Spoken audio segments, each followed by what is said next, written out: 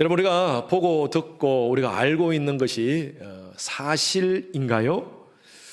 예, 무슨 갑자기 목사님 무슨 말씀을 하시나 하는 생각이 들겠지만, 예, 우리가 보는 것 또 듣는 것 아는 것이 사실일 수도 있습니다. 그러나 사실이 아닌 것도 참 많습니다. 우리가 사실 눈으로 보는 것 굉장히 작은 부분만 볼 수 있습니다. 많은 부분이 우리가 보지 못하는 부분들이 참 많습니다. 그것이 바로 우리의 인식의 한계죠.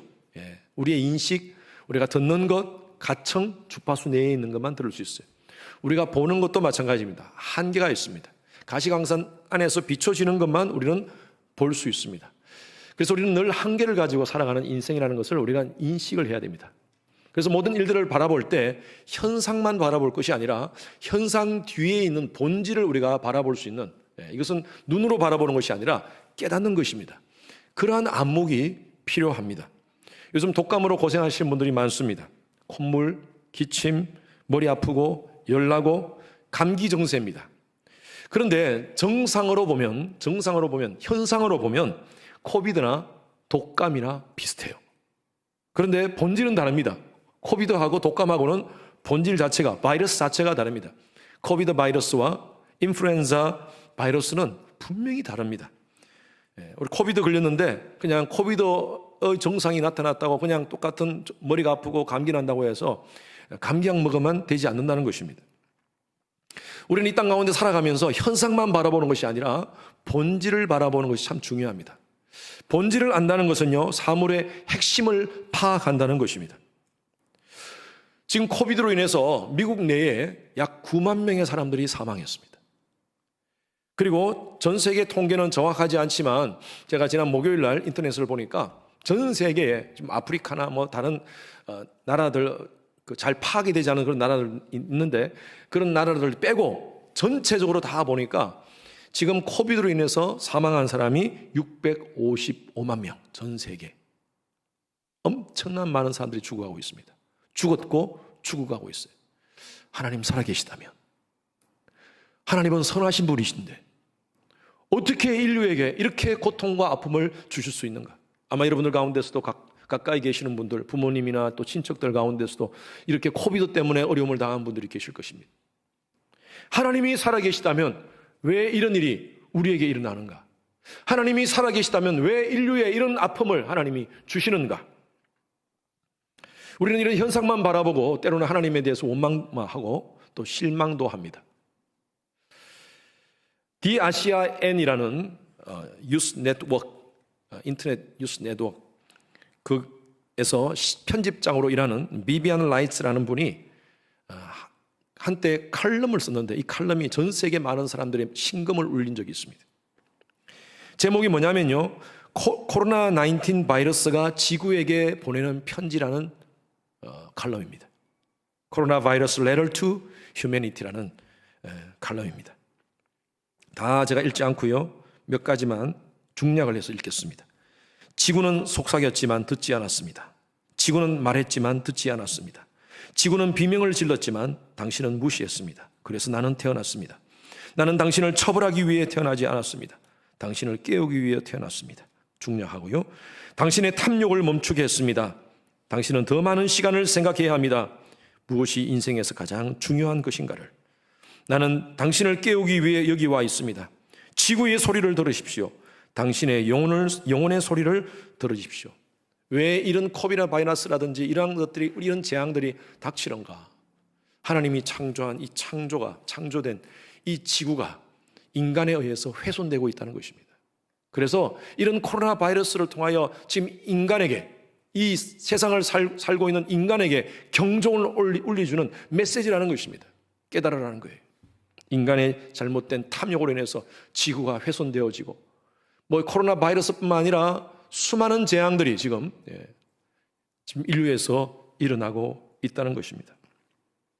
우리는 이런 현상들만 바라보면서 왜 하나님 이런 일을 주시는가라고 이렇게 얘기할 수 있지만, 하나님의 백성들은요, 이런 현상들 속에서 우주를 통치하시고 지구를 움직이시고 우리를, 인간을 관찰하시는 하나님의 본질적 그 마음, 본심을 알아야 될 줄로 믿습니다. 여러분, 그것이 바로 신앙입니다. 앞으로요, 전 세계에 지금 최첨단 과학과 생명공학 혁명으로 하나님의 이 권위에 도전하는 포스트 휴먼 시대가 오고 있습니다. 이게 무슨 말이냐면 AI 시대가 오면서 하나님에 대해서 사람들이 인정하지 않습니다. 과거에는 무신론이 문제였지만 지금은요, 반신론이 문제입니다. 반신론. 하나님 없다라기보다는 하나님에 대해서 있으면 어때? 그렇지만 그 하나님에 대해서 대적하고 대항하고 하는 그러한 반신론주의가 지금 점점 넘쳐나게 될 것입니다. 이런 상황 속에서 우리 예수 믿는 사람들은 점점 신앙생활을 하기가 쉽지가 않을 것입니다. 어쩌면 우리가 인생의 영적인 밤을 보내고 있습니다. 우리 인생의 24시간, 우리 하루의 시간도 24시간, 낮과 밤이 있듯이 우리 인생에도 낮과 밤이 있습니다. 낮에는요, 인생의 낮은 모든 것이 잘 되는 시간이에요. 모든 것이 잘 되고 기쁘고 행복하고 성공이 되고 하여튼 투자하는 것마다 잘 되고 이것이 인생의 낮입니다. 여러분, 밤은요, 힘들고 어려운 시간입니다. 고난의 시간입니다. 어렵고 고통스러운 시간이에요. 하나님이 왜 밤을 만드셨는지, 왜 환난을 이 시간을 만드셨는지 우리는 때로는 알 수가 없어요. 이해가 안 돼요. 왜 이런 일이 우리한테 벌어지는지. 그렇지만 하나님의 백성들은요, 이 모든 현상 속에서, 밤의 현상 속에서 본질을 바라보는 그런 영적인 통찰력이 있어야 될 줄로 믿습니다. 그래서 막연히 여러분 현상만 바라보고 낙심하지 마십시오. 오늘 말씀을 통하여서 저는 여러분 개인의 인생의 밤 속에서 이 밤을 보낼 때 우리가 어떻게 할 것인가요? 결론적으로 말씀드립니다. 우리는 이 인생의 밤에도 하나님을 찬양할 수 있는 그러한 하나님의 백성이 되기를 주님 이름으로 축원합니다. 여러분, 그것이 바로 성도의 노래예요. 성도의 노래. 저는 오늘 제목을 성도의 노래로 정했습니다. 보통 사람들은 힘들고 어려울 때 어떻게 노래를 부를 수 있는가라고 이렇게 얘기를 하지만, 그러나 진짜 신앙의 노래는요, 바로 인생의 밤에서, 고난 속에서, 고통 속에서 터져 나오는 것입니다. 왜?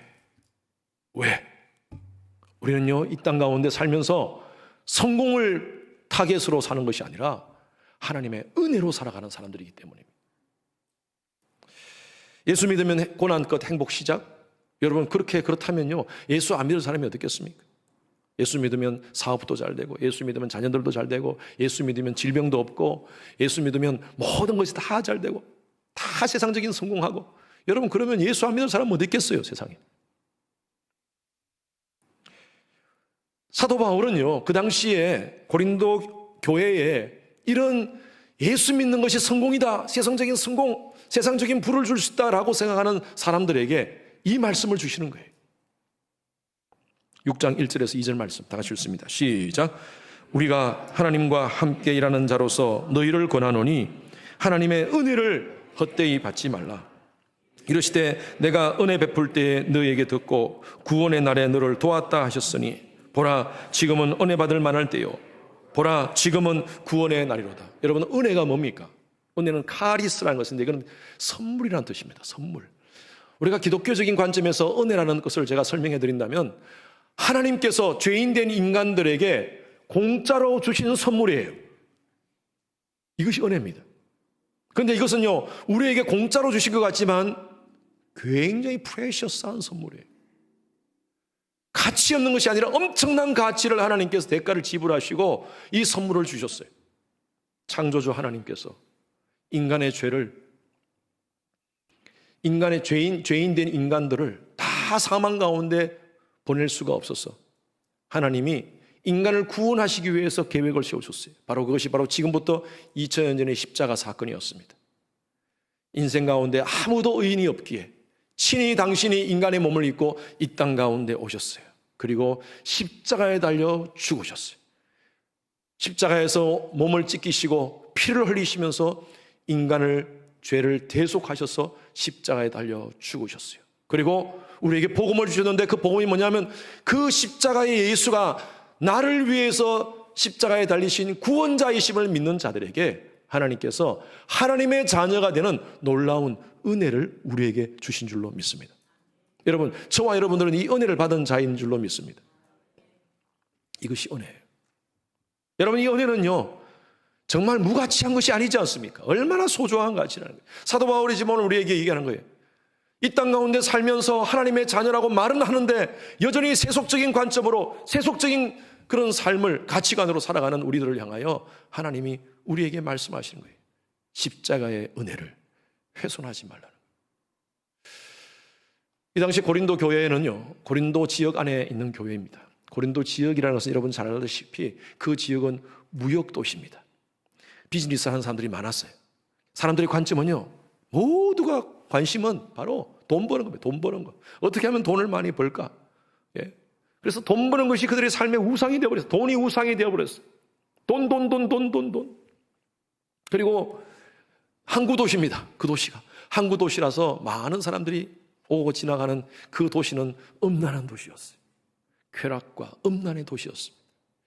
사람들은 모두가 그 지역에 있는 사람들은 그것을 추구하며 쾌락을 추구하고 쾌락주의를 추구하고 음란한 생각을 하면서 돈을 추구하면서 살아가는 사람들이 바로 고린도 지역의 사람들이었어요.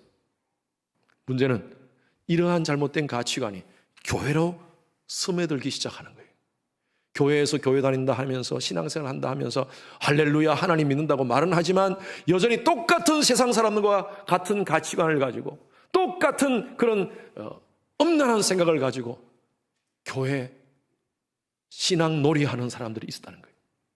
사도 바울이 그들에게 얘기하는 거예요. 지금 하나님의 은혜를 헛되이 받지 말라는 거예요.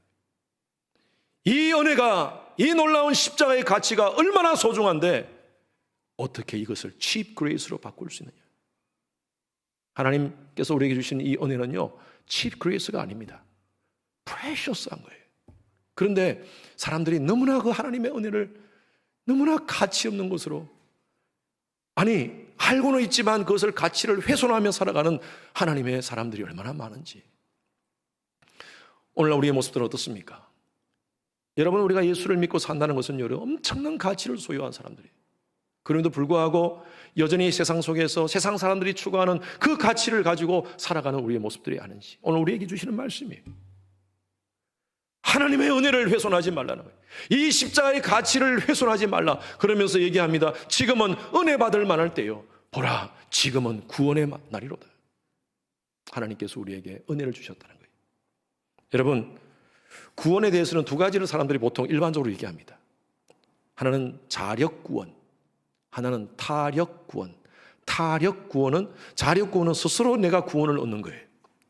선한 행위를 통하여 나의 어떤 의를 통하여 구원을 얻는 겁니다. 타력 구원은요, 누구에 의해서 내가 그냥 구원을 받는 거예요. 그래서 이것은 우리가 기독교에서는 타력 구원을 얘기하지 않고 은혜 구원이라고 얘기합니다. 자력 구원은 불교 같은 그런 종교입니다. 사실은 저는 불교는 종교라고 보지 않아요. 불교는요, 어떻게 구원을 받느냐, 구원에 대해서 얘기하는 것이 아니라 열반에 대해서 얘기합니다. 열반. 득도를 하면, 도를 닦고 득도를 하면 열반의 경지에 오를 수 있다. 그때 이게 완전히 나의 자아가 무아지경으로 되는 것이다. 내 속에 자아가 없어지고 완전히 새로운 존재가 되어지는 것이다. 이렇게 지금 표현하고 있습니다. 이슬람도 마찬가지예요. 이슬람도 자력 구원입니다. 무슬림들이요, 열심히 사람이 착한 일들을 합니다. 좋은 도덕적인 일, 윤리적인 일, 선한 일, 그런 일을 통하여서 알라에게 은혜를 받으면 구원된다라고 그렇게 생각하고 있습니다. 여러분, 기독교를 제외한 모든 다른 종교들은요, 대부분 다 자력 구원입니다. 스스로, 인간 스스로 열심히 노력해서 구원을 쟁취하는 거예요. 구원을 이루는 거예요. 득도하는 거예요. 그런데 기독교는 그렇지 않습니다. 성경에서 말씀하는 우리 인간에 대한 구원은 너희가 그 은혜를 인하여 믿음으로 말미암아 구원을 얻었나니 이것이 너희에게서 난 것이 아니요 하나님의 선물이라. 여러분, 우리 인간은요, 성경은 전적으로 인간은 부패된 존재라고 얘기하고 있습니다. 인간은 구원에 대해서는 아주 무능한 존재입니다. 인간 스스로 구원받을 수 없어요. 여러분, 우리가 착한 일을 하고 좋은 일을 해서 하나님께 은혜를 받고 구원을 받는다면, 여러분들은요, 하루에 몇 번이라도 우리가 이 구원받았다가 천국 갔다가 지옥 갔다가 천국 갔다가 지옥 갔다가 왔다 갔다 할 거예요. 차를 타고 가면서 할렐루야 할렐루야 찬양하세 하다가 갑자기 누가 앞에 착 끼어들면 에이 하면서 SS를 막 하고 여러분, 그럼 구원을 받았다가 갑자기 할렐루야 할 때는 구원을 받았다가 그냥 그러면 또 구원 팍 떨어집니까? 여러분, 세상에 어떤 사람들도요, 우리의 행위로 구원받을 존재는 아무도 없습니다. 왜? 우리는 의로운 존재가 아니기 때문입니다. 철저하게 죄인이기 때문입니다. 그래서 우리 힘으로 구원받을 수 없음을 알고 하나님께서 이 놀라운 구원의 은혜를 허락해 주셨다는 거예요. 이 놀라운 은혜를 헛되게 받지 말라는 것입니다. 그러면서 이렇게 얘기합니다. 아무렇게나 살지 마라. 아무렇게나 살지 마라. 고린도후서 6장 4절에서 5절 말씀 다 같이 시작. 모든 일에 하나님의 일꾼으로 자천하여 많이 견디는 것과 환난과 궁핍과 고난과 매맞음과 갇힘과 난동과 수고로움과 자지 못함과 먹지 못함 가운데서도, 사도 바울은요, 이 놀라운 하나님의 구원을 받은 자들은 세상적인 그런 성공만, 세상적인 어떤 그런 어떤 부적인 가치만 추구하는 것이 아니라 세상 속에서도 때로는 힘들고 어렵고 환난 가운데 있을 수가 있다. 사도 바울은 오히려 내가 자천한다 그랬어. 자천. 오히려 하나님의 백성들은 이런 것들을 좀 견뎌 나갔으면 좋겠다는 거예요. 여러분, 교회 열심히 봉사하고 나름대로 예수님을 잘 섬기고 하는 가정에서도 어려움이 있습니다. 예수를 믿는 가정에서도 사고 나고요, 사업에 부도 나는 가정들이 있어요.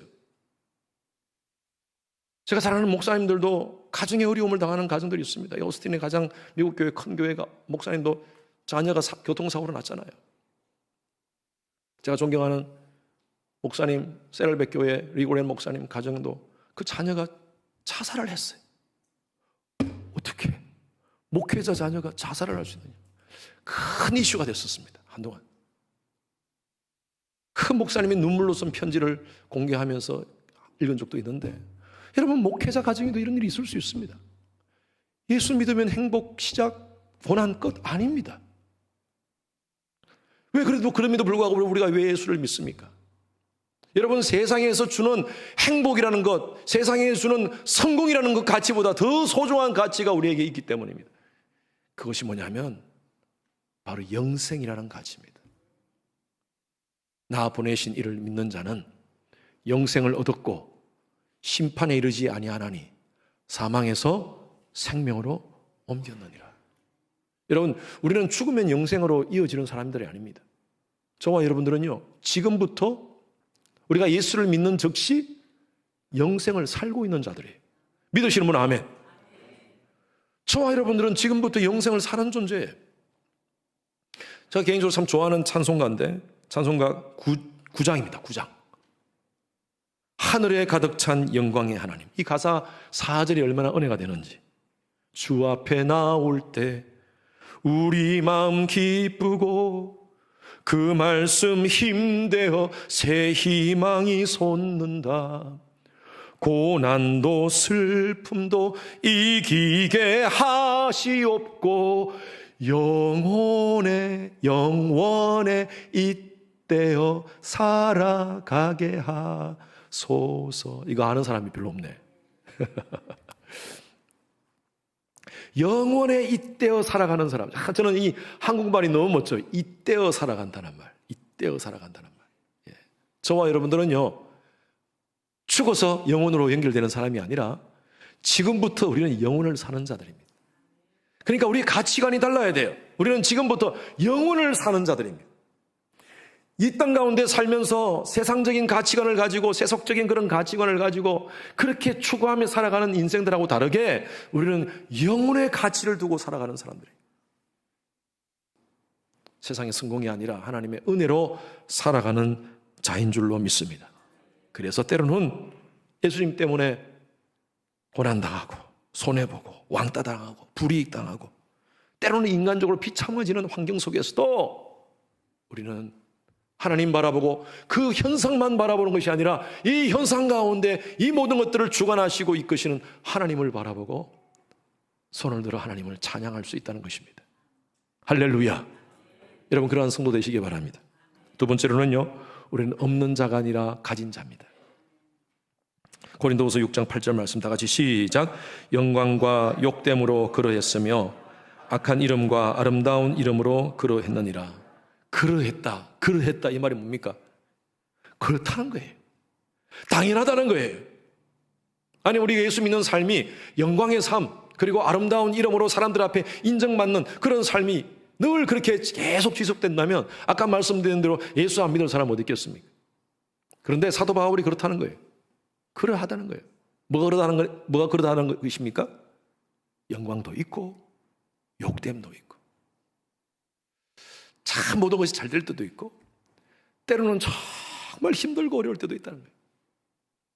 악한 이름으로 사람들이 주위에 나를 악하게 그렇게 막 이름으로 얘기하는 때도 있고 때로는 정말 칭찬과 명예를 가질 때도 있다는 것입니다. 이 두 가지가 다 우리의 삶 가운데 공존한다는 것이에요.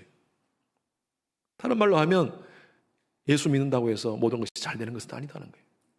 이런 얘기하면요, 예수를 안 믿는 사람은 그럼 예수 왜 믿어? 아니, 그런 기독교라는 종교가 뭐야?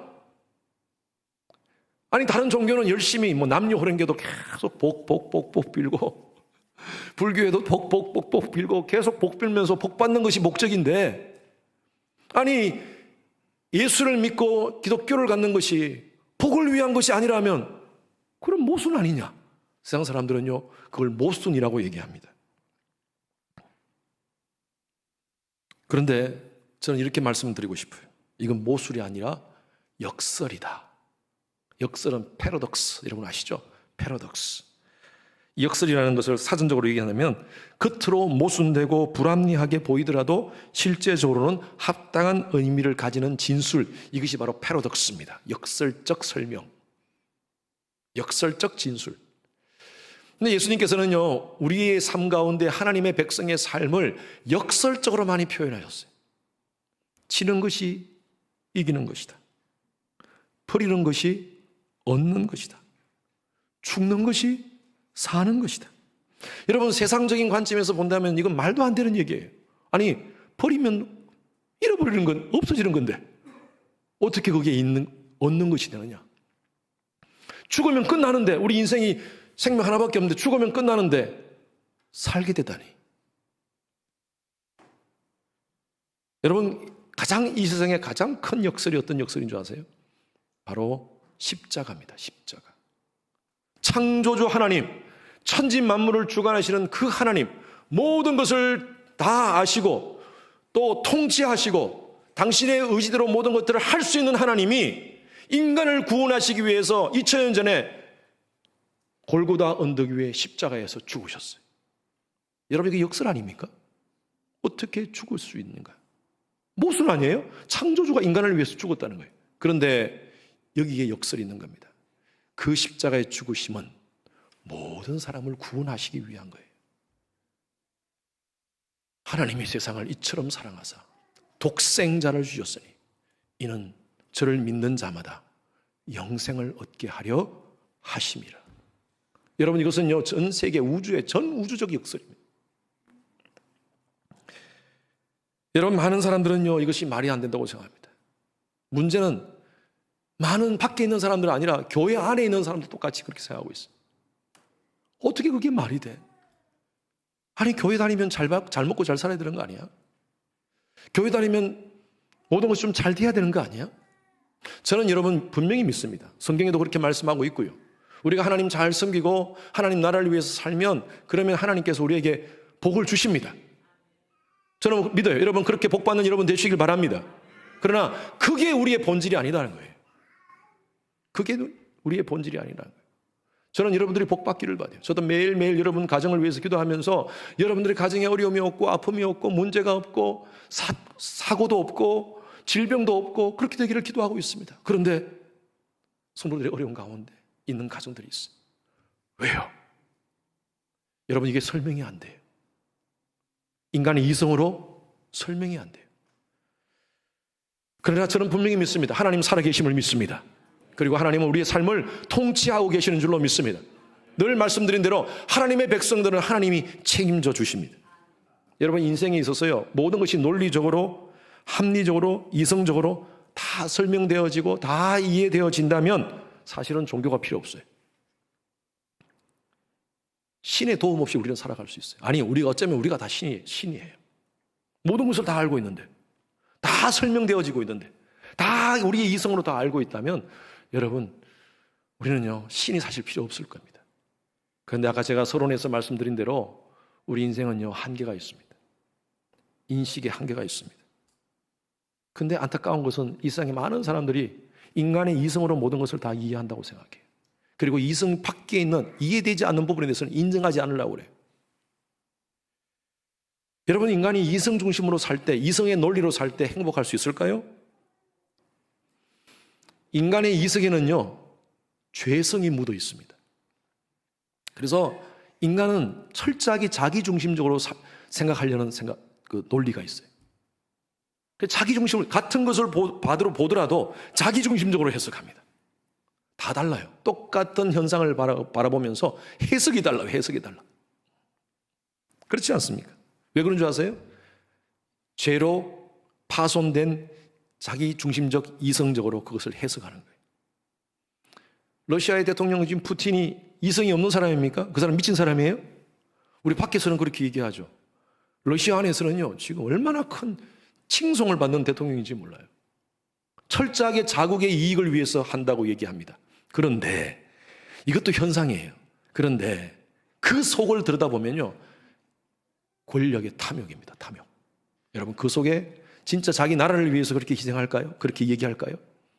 자기 개인적인, 자기 이성에 죄가 묻어 있는 거예요. 철저하게 개인적인 탐욕으로 지금 벌써 10만 명의 사람이 죽었습니다. 우크라이나와 러시아의 전쟁을 통하여 죽은 사람이 10만 명이 죽어가고 있어요. 푸틴만 그렇습니까? 세상의 모든 사람들은 죄인이고 이성이 정상적으로 작동하지 않고 있습니다. 판단 능력이 없습니다.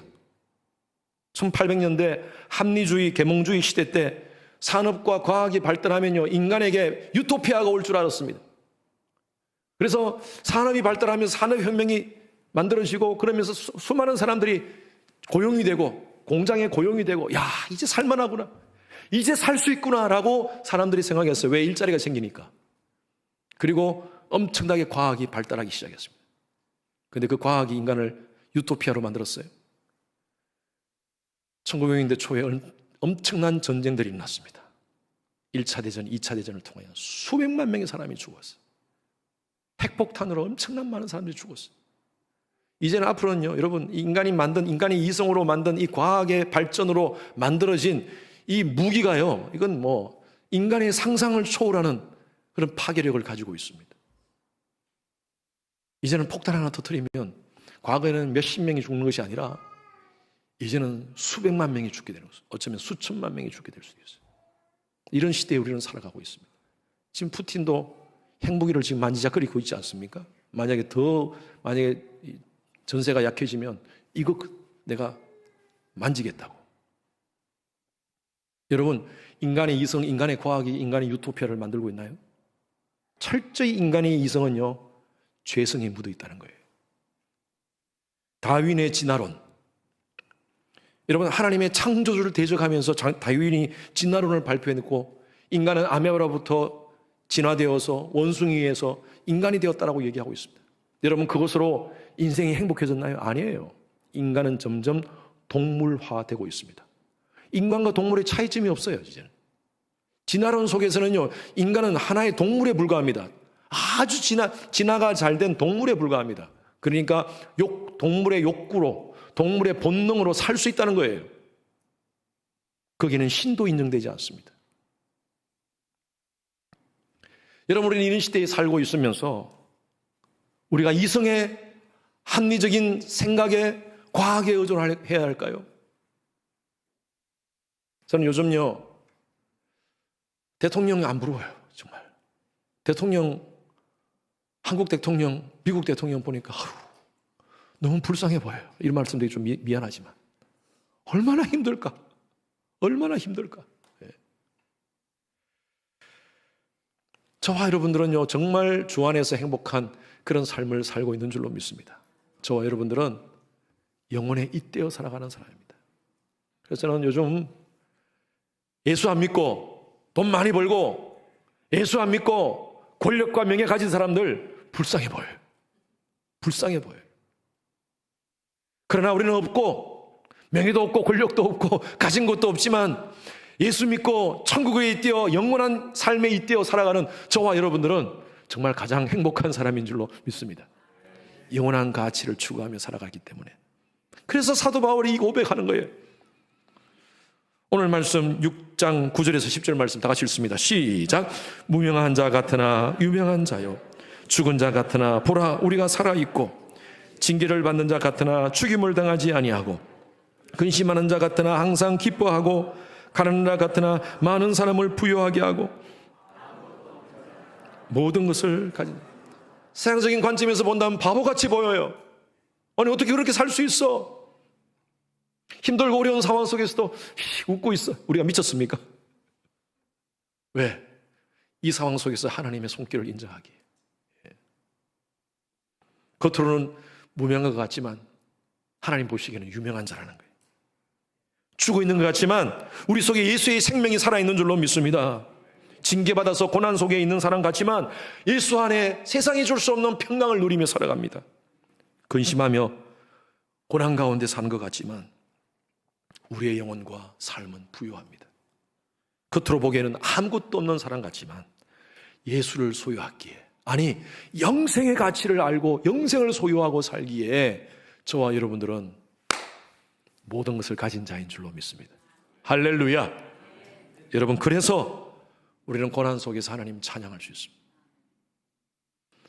여러분, 힘들고 어려운 분들 계십니까? 인생의 고난의 밤을 보내시는 분들이 있습니까?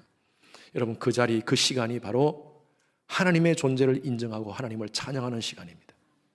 여러분, 현상만 바라보지 맙시다. 이 현상 속에, 그 속에 본질적인 하나님의 본심을 우리가 바라보고 그렇게 믿음으로 힘들고 어려운 상황 속에서 하나님 찬양하는 여러분 되시길 바랍니다. 전 개인적으로 저희 삶 가운데 힘들고 어려울 때 하나님 찬양을 통해서 많은 기적을 경험했어요. 육신의 질병도 경험했고요. 어떤 분은 자갈풍 때문에 손을 쓰지 못했는데 찬양하면서 박수 치다가 이거 나았대. 할렐루야. 여러분, 역사가 일어납니다. 하나님 살아계십니다. 여러분, 이 자리도 성령께서 함께 하시는 줄로 믿습니다. 그 하나님 바라보면서 힘들고 어렵지만 하나님 찬양하십시오. 다윗은 이렇게 고백했습니다. 시편 43편 5절 말씀에 다 같이 시작. 내 영혼아, 내가 어찌하여 낙심하며 어찌하여 내 속에서 불안해하는가? 너는 하나님께 소망을 두라. 그가 나타나 도우심으로 말미암아 내 하나님을 여전히 찬양하리로다. 우리 스스로 영혼을 향하여 얘기하는 겁니다. 지금 내 영혼아, 어찌하여 낙심하고 어찌하여 내 속에서 불안해하는가? 이 상황 속에서 현상만 바라보지 말고 이 모든 것들을 주관하시고 통치하시는 하나님을 바라보라는 거예요. 할렐루야. 그리고 오히려 이 시간에 하나님을 찬양하라는 거예요. 오히려 여러분, 찬양할 때 하나님의 역사와 은혜가 우리의 삶 가운데 분명히 나타날 줄로 믿습니다. 여전히 하나님 힘든 상황 가운데 있습니까? 비즈니스로 힘든 분들 계세요? 직장 속에서 힘들어하는 분들 계십니까? 사람들과의 관계 속에서 힘들어하는 분들 계십니까? 여러 가지 모양으로 인생의 어둠의 밤을 보내시는 분들이 계십니까? 여러분, 기억하십시오. 저와 여러분들은 하나님의 자녀인 줄로 믿습니다. 하나님께서 우리에게 영생을 허락하셨어요. 우리 이 땅의 세상적인 가치를 추구하며 살아가는 사람들이 아니라 영생의 가치를 추구하며 살아가는 하나님의 백성들인 줄로 믿습니다. 좌절하고 포기하지 마십시오. 하나님께서 우리와 함께 하십니다. 오히려 하나님을 찬양합시다. 이것이 바로 성도의 노래입니다. 우리 여러분이 찬양 같이 함께 불렀으면 좋겠어요. 제가 개인적으로 참 은혜 받는 찬양인데요. 환난 가난과